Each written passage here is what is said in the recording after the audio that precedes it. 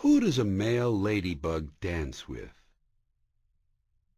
Did you ever notice that apparently the Lone Ranger and Tonto never got their laundry done?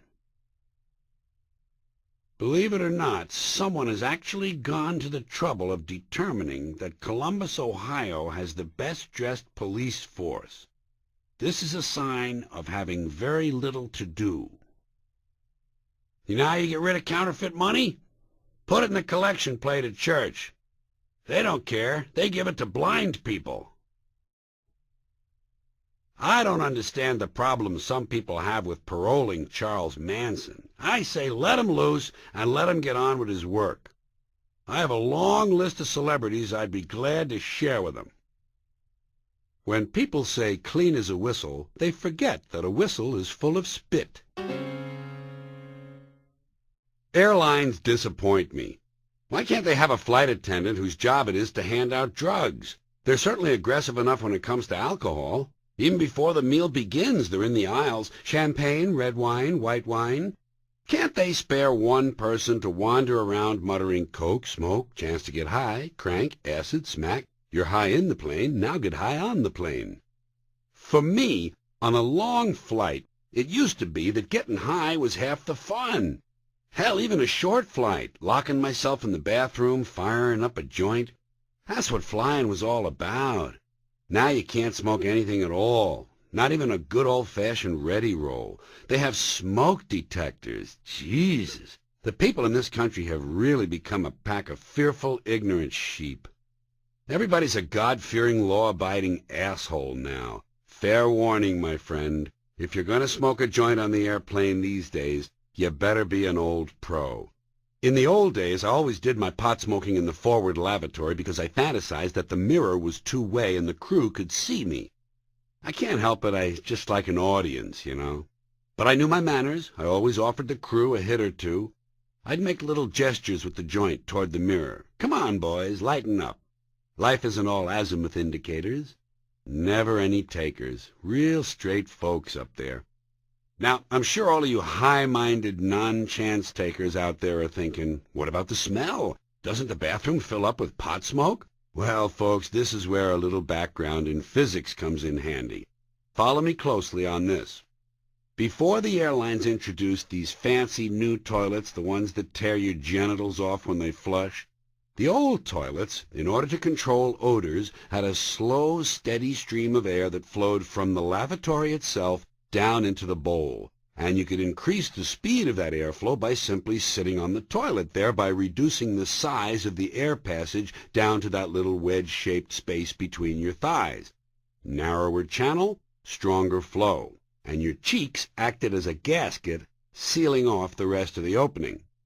Then, if you carefully pointed a lit cigarette down into the toilet between your thighs— by the way, I cannot overemphasize the importance of the word carefully in the above sentence.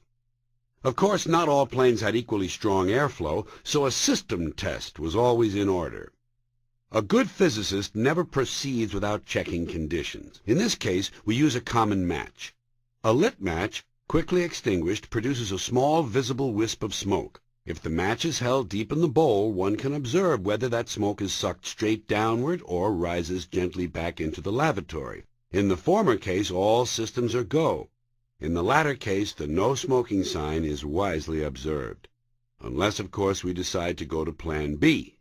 One must always have a backup. And so we turn our attention to the sink. The sink is a magnificent device. It fills with water, holds it a while, and then when the drain is released, it empties. And on an airplane, when it empties, it is helped along by what? Why, it's helped along by our old friend, Mr. Air Pressure. And what do you know, just by pressing down on the drain release plunger, we can produce an even stronger flow of air than we can with the toilet because the sink drain is so much smaller. A quick test with a lit match confirms this. But remember, the drain release lever is spring-loaded, and therefore if the airflow is to remain constant, the plunger must remain depressed and open during the entire period the joint is lit. And that means we have to prop the drain cap open by wedging some object underneath it. A matchbook cover, or perhaps one of those little bars of soap the airlines used to leave near the sink. Isn't science fun? All right, gang, we're almost ready to light up and get wasted, but there is still one further consideration. If you're going to smoke a joint while seated on the toilet, as opposed to standing up leaning down into the sink, at some point you have to decide whether or not you should pretend to be taking a shit. In other words, whether or not to pull your pants down. If you really have to take a shit at the time, that's great. You're all set. But if you don't, you have a decision to make. Because although ethically there's nothing wrong with taking a fake shit, in a practical sense, if the crew thinks you've been in there too long and they decide to break down the door, you want to be sure that when they arrive you appear to be taking a genuine shit. Don't forget, they're going to check. And nobody wants to be arrested for shitting with his pants on. Am I right? Although personally I can tell you I don't care what the charge is as long as I get rid of the joint. Besides, shitting with your pants on is only a misdemeanor, and in my case, it would be a first offense. Which brings us back to my own personal airline bathroom experience.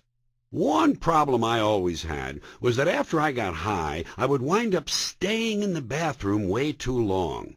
Pot brought out the super-organizer in me, so once I'd had a few good deep hits and was securely locked in, I tended to go to work.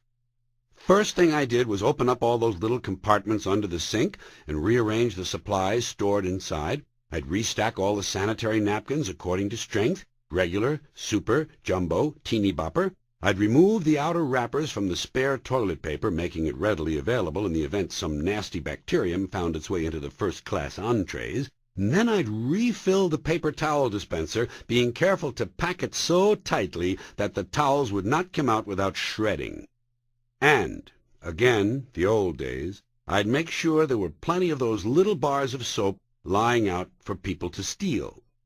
In the occasional instance when cologne, aftershave, and other amenities were made available, I would be sure to take them home for further quality control testing. Ford is not the only place where quality is job one. Then, my chores done, I would relax somewhat and reflect on the environment around me. I'd become fascinated by the little slot they had for used razor blades, and I wondered whether or not the blades actually dropped out of the airplane and fell on people's houses, or if they just rusted and rotted somewhere behind the wall. I'd read the various signs posted in 3 languages and try to translate precisely the corresponding words in each language. Then, finally, a long, lingering look in the mirror, usually resulting in the discovery of some hideous facial flaw previously undetected. And then, suddenly, the little lighted sign would flash on telling me to return to cabin. Return to cabin. Return to cabin. I'd think, oh shit, trouble in the cabin. They need me. I should never have left them alone. I'd better see what's up. And then on my way out, I'd spot one last sign. Please leave lavatory clean for the next passenger. Well, that's all I needed to hear. And because I'm really into detail now, and even though I didn't make a mess of my own, I'm experiencing felon's guilt, and I decide to clean up for the next person. I rinse and dry and thoroughly polish the entire sink area, scouring all the burst pimple residue off the mirror, and I even wash off the dried gray dirt bubbles left on the soap by the previous person. Now I'm really getting into it. Pretty soon I find myself washing the walls and ceiling, throwing open the door and yelling, "You people got some spick and span and a hard bristle brush out there? I think I can get these blue stains off the toilet." And suddenly I realize my fantasy world has collapsed. The real world is watching. Adjusting quickly and relying on my identity as a comedian, I chuckle weakly and say, "Well, you got to clean up for the next person."